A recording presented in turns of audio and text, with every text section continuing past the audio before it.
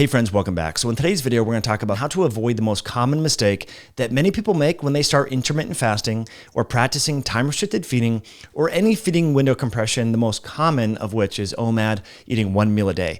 And I'm going to share with you some science, some images, and some quotes from a phenomenal paper about how to avoid this common mistake. And now, what is this mistake?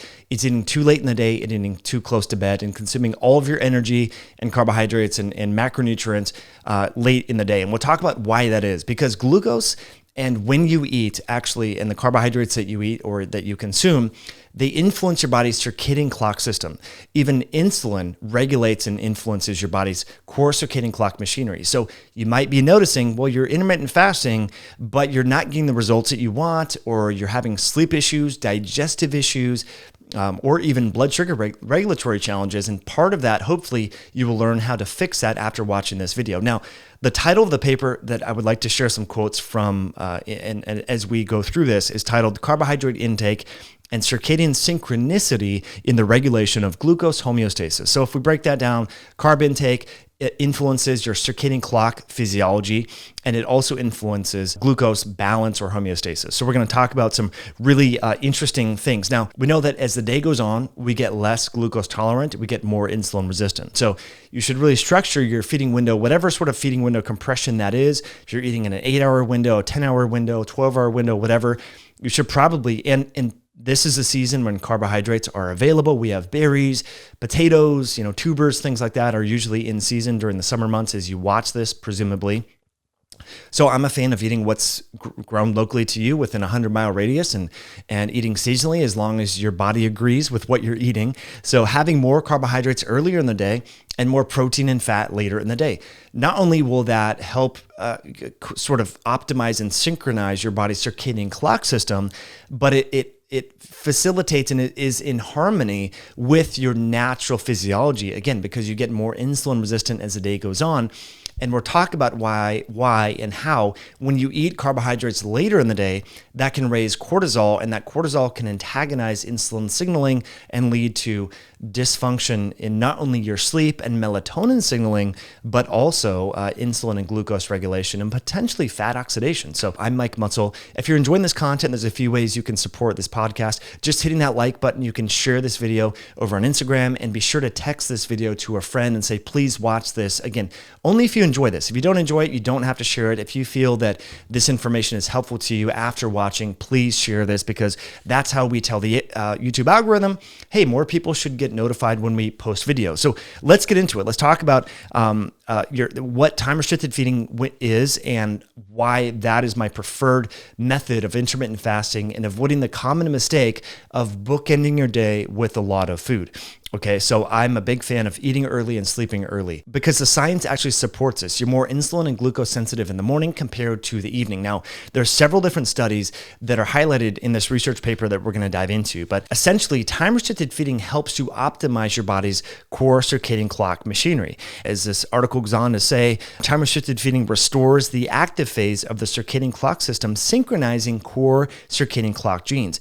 So about 15% of the genes are oscillating throughout the day. About 15% of them are influenced by the peripheral circadian clock physiology. So it's not just like this static thing where the genes are always on or always off. Some are turning on and off and they oscillate. Again, it's about 1 in 10 or 2 in 10 genes in your fat tissue and in your muscle tissue. So, but what's new about this paper, this to me, I think it's the most important thing.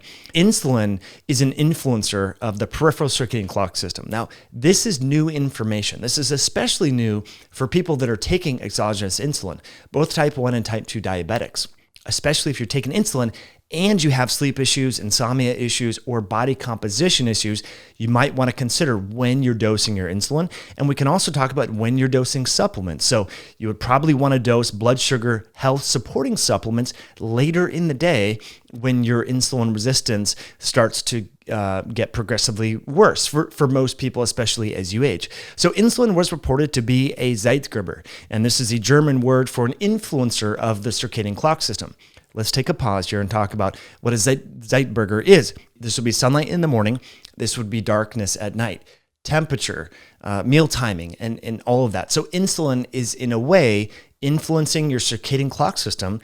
in a similar way that sunlight is. Of course, they're different mechanistically and so forth. You don't have, you have photoreceptors in your body that are responsive to sun, but in a sense, insulin is a factor here. So again, having a lot of Coca-Cola, candy, a bunch of sugar before you go to bed, or having a pizza or pasta dinner, what is that doing to your body's core circadian clock system? Now, if we think about people that are eating obesogenic foods, what do they also exhibit? Sleep issues, challenges with circadian clock system. They have elevated levels of catecholamine and cortisol. And so we know that when you eat macronutrients in general, the quantity of the calories and also the quantity of the carbohydrates influence post-meal cortisol levels. So you have a bunch of carbohydrates right before you go to bed, a lot of calories of fat mixed in there. Guess what? No wonder you can't sleep, or you sleep rest. It's like really restless type sleep, and you're not able to totally relax and so forth. That could be obviously because there's mechanical pressure, in the abdominal region, and your gut is trying to digest that. But it could also be hormonally linked, because cortisol affects that, and then cortisol is going to cause shifts within your circadian clock system, because that does influence that as well. So insulin is an important reset signal for circadian clock genes. This evidence highlights the need to consider the importance of macronutrient timing in humans. Again, so having more of your carbohydrates, if you do eat them earlier in the day, more protein and fat later in the day. So that's just some interesting data here. So various studies have actually looked at this, where they're giving individuals isocaloric meals in different times of the day, and smaller glucose excursions were noted when individuals were given carbohydrates at 8 a.m. versus 8 p.m. So you can do a test at home. I encourage a lot of people, a glucometer is something that most households should have.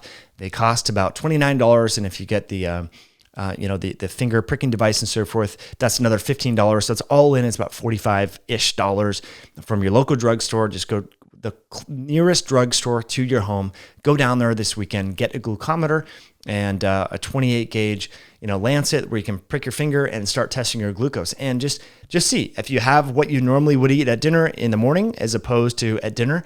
See what that does to your glucose levels. And so several studies have actually looked at this. So this is actually really important stuff. So we already sort of talked about the fact that glycemic index worsens as the day goes on. Glycemic control, insulin resistance becomes progressively worse throughout the day. And part of this is because of the oscillation of the core circadian clock genes and so forth. And so as you get closer to bed, closer to sleep time, it's better to avoid some of those carbohydrates. So again, a lot of us are in sort of this field and attracted to intermittent fasting or low carb nutrition, carb cycling, because we were, eating a standard American diet and having pasta dinners with bread, and we gained weight and had health issues. And we figured out that when we omit, those items from our diet and our lifestyle, we lost weight and we're sleeping better. Our sleep apnea is reversed and so on. And so we sort of accidentally stumbled upon this, and now we have new research to show this. So before we continue on, I do want to let you know that this show is brought to you by Myoscience. Now, what I would like to talk to you a little bit more about is your sleep. We know that sleep is super important to all of this. If you shortchange your sleep or have poor sleep, what does that do to your blood sugar levels, to your leptin levels, to your energy, to your recovery? It wrecks it. And this time of the year, it's actually challenging to get a really good night's sleep because there's a lot of things going on. You're probably socializing. It's hot out. Now, I can't control the heat, but I can help you with a dietary strategy, get into a calm, relaxed state. So we put together and formulated this new sleep enhancer bundle that features an organic and 100% European derived glyphosate-free hemp, broad spectrum hemp liquid, also paired with the My Relax and Calm. That is a phenomenal product in and of itself. It's part electrolyte and part healthy glucose metabolism support. So these two synergistic blends together can be phenomenal when dosed 30 minutes before bed. So you can hop on over to myoscience.com or click the links below to learn more about this new sleep enhancer bundle. What you want to do is take the hemp oil, put it under your tongue for about 30 seconds, let it sit there, let it marinate, so to speak, and you can have 1 to 2 servings of the My Relax and Calm in a drink. I like to put it in a wine glass because it has a pink flavor, kind of that nocebo effect.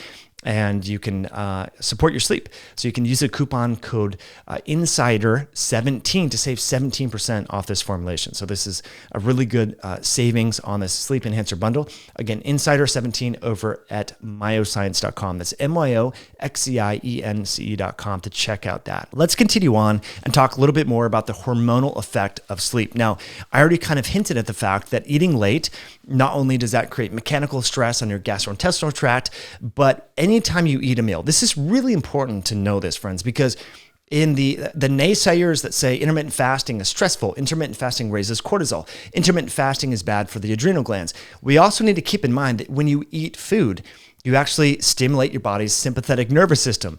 And so eating actually raises cortisol. Who would have ever thought, right? You can go into the lab and actually test this. If you want to eat a meal, test your cortisol levels before and after. Your cortisol will be higher. And so that's just part of the deal. We're not saying fast all the time and never eat. Cortisol is a natural sort of hormone that's ebbing and flowing.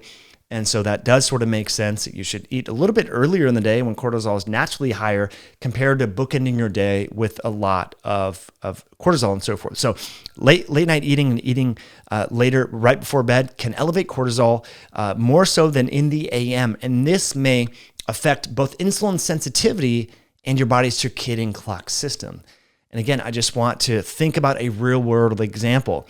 You're going out with friends, you have a late dinner, you eat a big meal, you're socializing, you're having wine and all that. How do you sleep and how do you feel in the morning? Well, you sleep terribly and you wake up feeling like crap, okay? So we've all done this. We're all guilty of this. And mechanistically, again, there's a lot of things going on there, but it sort of kind of makes sense. This is a real world example about how eating late and too close to bed and eating too much food, how it makes you feel like crap. And part of this could be the cortisol release. And there's a lot of references here in this article. Okay, so just for some very specifics for some of you that are interested in this, eating late at night may elevate cortisol more so than in the AM, and that is deleterious to insulin sensitivity, which you already heard. The cortisol awakening response, and the cortisol response to meals is dependent upon the energy and the macronutrient composition of the meal. So a higher energy, higher carb meal is going to lead to increased cortisol release.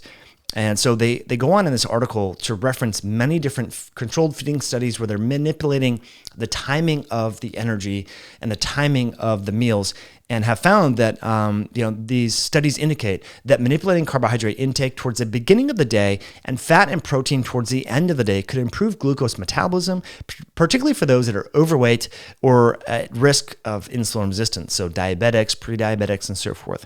Okay. Here's actually a really interesting sort of final take-home message here.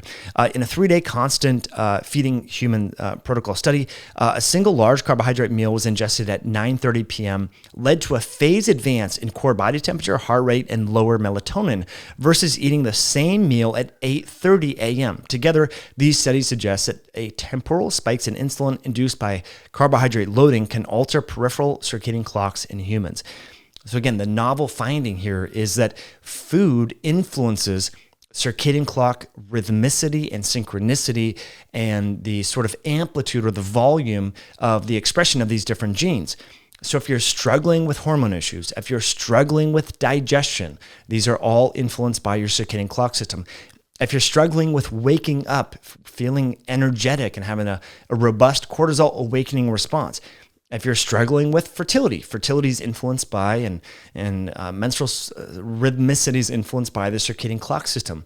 If you're struggling with aging, if you're struggling with fat loss, blood sugar control, stress management, then you want to consider when you eat and the composition of those foods during those meal timing. So better to have carbohydrates in the morning than in the evening, and probably eat earlier in the day and start your fast earlier. So I think this stuff is super fascinating. Hope you found these images helpful. There's just a few key points that I want to highlight. These are what the authors thought you should know. So key points. Meal timing is increasingly being used as a tool to improve glucose control and reset circadian clocks. Again, really important. So when you eat is an influencer on your body's circadian clock system, just like light is. Okay. New evidence suggests that insulin is a cue that synchronizes biological rhythms and is important as a reset signal for peripheral circadian clock genes in vitro and in mice, suggesting carbohydrate timing could be key in regulating peripheral clocks. Few studies to date have tested the impacts of carbohydrate timing on glucose metabolism or clocks in humans. So a lot of this, we don't have huge randomized placebo-controlled studies. Some of these are 10, 15 subjects, doing, isocaloric meals at different times and so on. But I will just say again, anecdotally, when it comes to fat loss and talking with people, coaching people over the years, working with people that are doing bodybuilding competitions, this is a common mantra in the athletic community: eat early, sleep early. So most people are eating in the morning, training, doing their exercise, doing all of that, and starting their fast earlier and going to bed early. So this is just like a common theme. Now, getting back to sort of why you're continuing to watch or listen to this podcast is the challenge and the mistake that many people make is they fast all day and then they pig out right before they go to bed. Super common, or they're constantly snacking because they've been fasting all day. They're doing one meal a day, but then they're having dessert, they're having treats, they're having snacks and so forth after dinner. And that could be a problem. I would much rather have people eat their one meal a day or compress their feeding window and have a massive lunch and then cut it off at 2 or 4. I mean, that would be ideal. So if you've been intermittent fasting or practicing time-restricted feeding or eating one meal a day and you've been bookending your day with energy, try doing the opposite. If that's working for you and your body composition is good, your blood glucose is good, your labs are good, your energy is good, everything, fine, continue doing what's working. But if it's not working, then you might want to consider doing something else. So friends, before we part ways, I just want to say thank you for tuning all the way to the end. That really means a lot to me. Thanks for sharing this episode if you found it helpful, if you found the images and some of the research helpful. I'm grateful that you're sharing that. Thanks for hitting that like button, and thanks for subscribing. And we will continue to unpack some of these science-based images and articles as they are emerging. And I think this is a rapidly growing field. And I think in the future, we will better able to match diet and fasting protocols once we know people's circadian clock sort of phenotype. Some people might have a skewed phenotype, and they might be be able to get away with eating later in the day. And so I think, again, this is sort of, we got to start to test these sort of things anecdotally and try sort of these feeding, fasting patterns and dietary strategies on, see how they fit with our own body and our lifestyle, and make changes as time goes on. So hopefully you have an awesome rest of your day and weekend. Happy 4th of July, and we will catch you in a future podcast down the road. Have a good one. Bye now.